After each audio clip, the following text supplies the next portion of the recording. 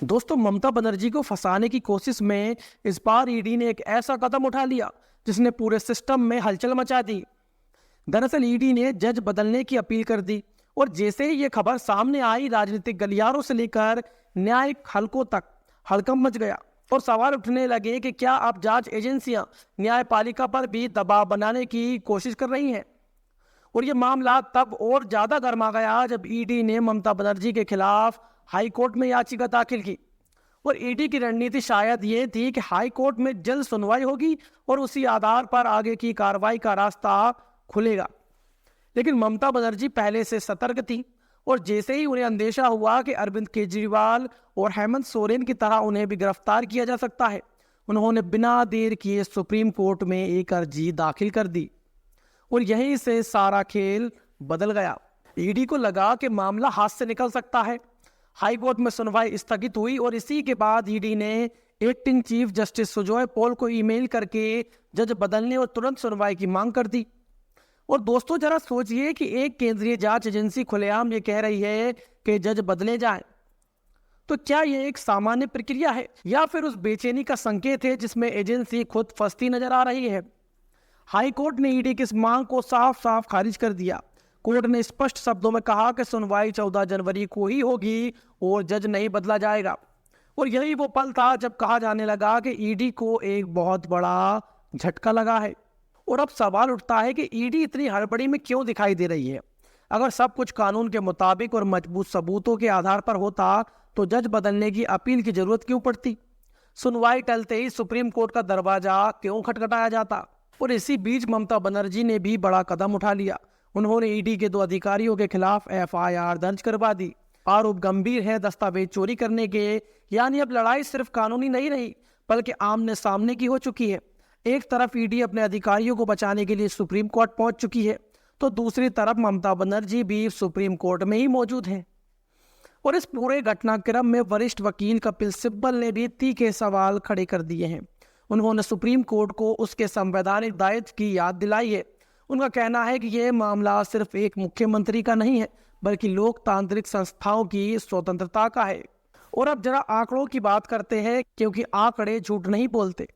ED का conviction rate सिर्फ 3 से 4% है, यानी 100 मामलों में से मुश्किल से 3 या 4 मामलों में ही सजा होती है। 2019 के बाद ईडी के छापों और केसों की संख्या में जबरदस्ती बढ़ोतरी हुई है, लेकिन सजा की दर लगभग वही की वही बनी हुई है।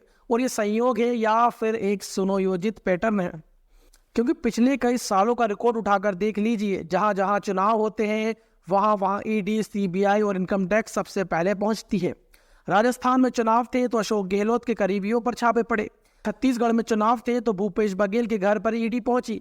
झारखंड में चुनाव थे तो हेमंत सोरेन गिरफ्तार हुए और दिल्ली में चुनाव थे तो अरविंद केजरीवाल जेल भेजे गए।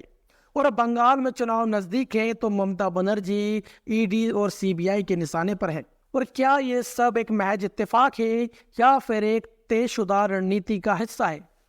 और अगर सरकार को अपने काम पर इतना ही भरोसा है, अगर मोदी और अमित शाह को यकीन है कि जनता उनके साथ है, तो फिर विपक्षी नेताओं को जांच एजेंसियों के जरिए घेरने की जरूरत क्यों पड़ती है।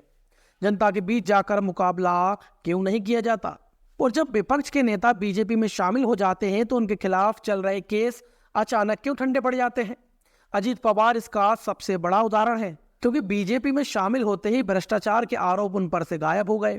और क्या आपने कभी सुना कि किसी बड़े बीजेपी नेता या केंद्रीय मंत्री के घर ईडी की रेड पड़ी हो। आपने शायद ही सुना होगा। एक सीएजी रिपोर्ट्स आती है जिसमें मध्य प्रदेश, उत्तर प्रदेश और महाराष्ट्र के घोटालों की बात होती है, लेकिन जांच आगे ही नहीं बढ़ती। और यही दोहरा मापदंड आज सबसे बड़ा सवाल बन गया है। और बंगाल में ममता बनर्जी इस वक्त चट्टान की तरह खड़ी है। वो ना झुकने के मूड में है, ना ही पीछे हटने के। और दूसरी तरफ अमित शाह की रणनीति इस बार उलझती हुई नजर आ रही है। जज बदलने की अपील, हाईकोर्ट से झटका, सुप्रीम कोर्ट की दौड़, ये सब इस बात के संकेत हैं कि मामला उतना सीधा नहीं है जितना सोचा गया था। और अब असली सवाल यही है कि क्या अमित शाह ने बंगाल फतेह करने की जल्दबाजी में कोई बड़ी रणनीतिक चूक कर दी है। और क्या ममता बनर्जी को गिरफ्तार करना बीजेपी के लिए फायदे का सौदा होगा या फिर ये कदम उल्टा पड़ सकता है। ये तो आने वाला वक्त ही बताएगा। लेकिन राजनीतिक विश्लेषकों का मानना है कि अगर चुनाव से पहले ममता बनर्जी को गिरफ्तार किया गया तो बंगाल में इसका जबरदस्त रिएक्शन होगा। सिंपैथी फैक्टर पूरी तरह ममता बनर्जी के पक्ष में जा सकता है और बीजेपी को भारी नुकसान उठाना पड़ सकता है। ममता बनर्जी और अमित शाह की ये लड़ाई अब सिर्फ बंगाल तक सीमित नहीं रही है। ये लड़ाई तय करेगी कि जांच एजेंसियों की भूमिका क्या होना चाहिए, न्यायपालिका कितनी स्वतंत्र है और लोकतंत्र किस दिशा में आगे बढ़ रहा है। अब सबकी नज़र सुप्रीम कोर्ट पर टिकी है और देखना यह होगा कि देश की सबसे बड़ी अदालत इस पूरे टकराव में क्या रुख अपनाती है और किसे राहत मिलती है। और क्या अमित शाह से इस बार बड़ी चूक हो गई है या फिर ये ममता बनर्जी की सबसे बड़ी राजनीतिक परीक्षा है।